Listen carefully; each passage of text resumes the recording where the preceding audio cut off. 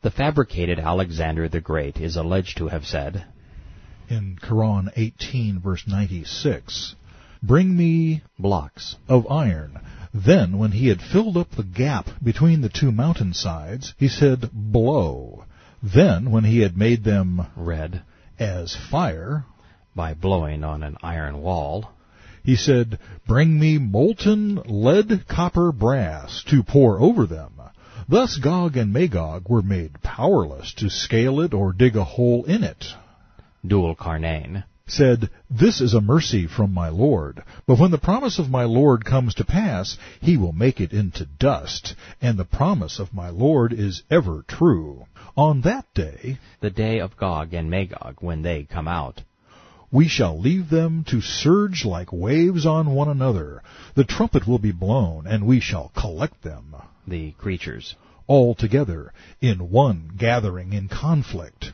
And we shall present hell that day for the disbelievers to see, all spread out in plain view. Verily, we have prepared hell for the hospitality of infidels. Hell is for the disbelievers' entertainment." At least Allah hasn't lost his touch. He remains the most devilishly demonic deity ever devised. But then, I suppose, a god who would call hell entertainment is a perfect match for a warlord who entertains himself, torturing men and raping women. Koran 18:103, "Say, shall we inform you of who will be the greatest losers? Those who reject my revelations. Hell is their reward, because they rejected Islam and took my proofs, verses, and lessons, and those of my messengers by way of jest in mockery." In all fairness, it's pretty hard not to mock such foolishness. And speaking of foolishness, Mohammad bequeathed his faithful with a Magog hadith. This is found in Bukhari, Volume 9, Book 88, number 249.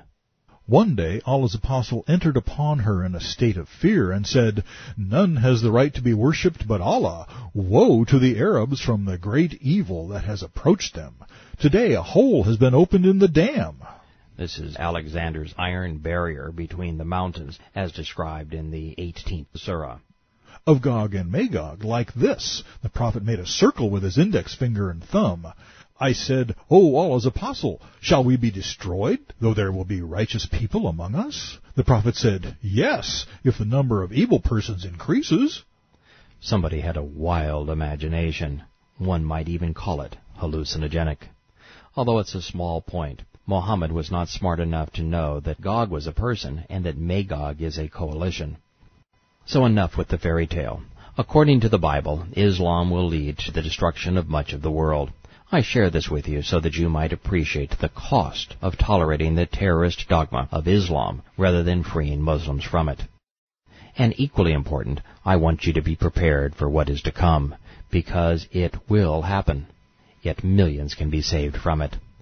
I know the future because, unlike Muhammad, Isaiah, Daniel, Ezekiel, and John were real prophets. By putting their predictions together, we can reasonably deduce that 6,000 years after Adam and Chava, who we call Eve, made the wrong choice, Yahweh will put an end to man's destructive deceptions, false prophets, ignorance, and sin. He wants to establish a new world order, one without deceit, disease, death, or damnation. Yet, true to his character and purpose, he wants the final choice to remain ours, not his.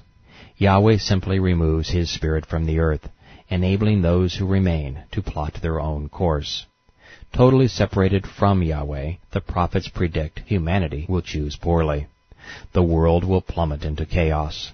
The story of Islam's ultimate demise is but one of many tragic tales that collectively comprise what Scripture calls the tribulation, the last 7 years of man's rule on planet Earth. Isaiah, in addition to writing about the arrival and nature of the Messiah, was inspired by Yahweh to foretell how Satan would form Islam.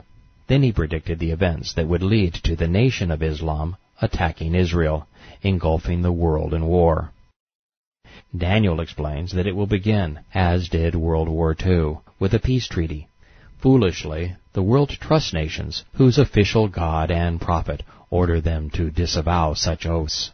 As a result, a third of the earth's surface is scorched, Revelation 8:7. A quarter of its people die, Revelation 6:8, including the annihilation of 5 out of every 6 Muslims, Ezekiel 39:2. I want to provide you with an overview of this battle so that you might be saved from its devastation. Starting in the 9th chapter, Isaiah speaks of rebuilding Jerusalem with dressed stone, which is exactly what has happened. Every building is covered in white limestone. Then, describing martyrdom parades in Gaza, he says the Philistines, the people after whom the Palestinians derive their name, will devour Israel from the west with open mouths. Speaking of Israelis who want to trade land for peace, he proclaims, "Those who guide mislead. They have not sought Yahweh." Consistent with the couplet nature of the Psalms, most of these prophecies have a dual fulfillment, one relatively near and one destined for our time. Isaiah presents them in parallel, much the same way he predicted the first and second coming of the Messiah. Then, stealing a page from yesterday's newspaper, Isaiah reveals that Yahweh will judge Assyria, today's Iraq. He's angry because they're a godless people, seizing loot and snatching plunder. They will be trampled down in the streets. Yahweh promises to plunder its leader and to waste its warriors, all in advance of World War III. Yahweh tells us that a noisy army will attack Babylon. There will be an uproar among the kingdoms. As this army musters for war, terror will seize them.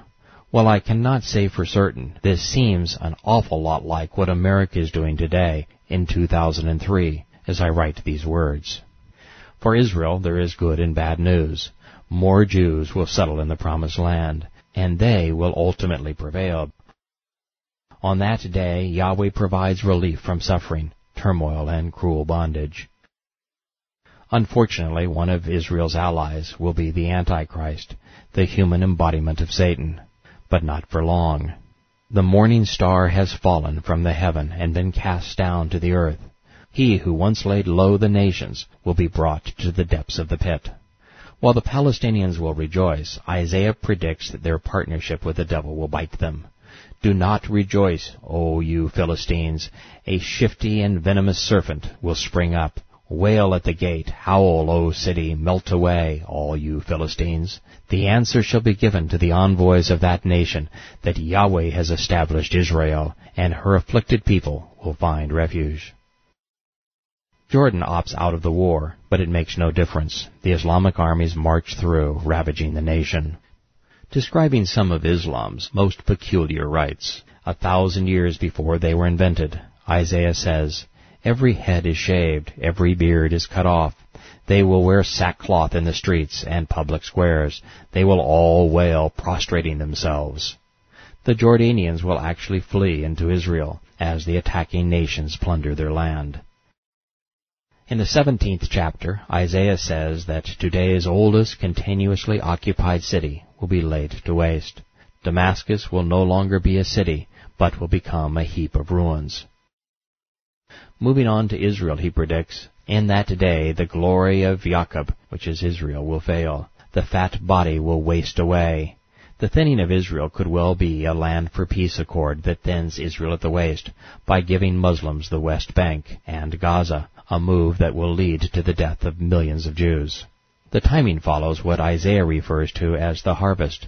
This is the removal of believers, thus Yahweh's Spirit from the earth. I will not be here to see any of this happen. I pray that you are with me. The survivors of this dreadful time will finally turn back to their Creator. Perhaps speaking of America, the prophet predicts, "In that day their strong cities, which they left because of the Israelites, will be like places abandoned to the thickets and undergrowth, and all will be desolation." Much of the reason Muslims laid New York and Washington buildings to waste, and will ultimately waste entire American cities with biological and nuclear weapons, is because the United States supports Israel.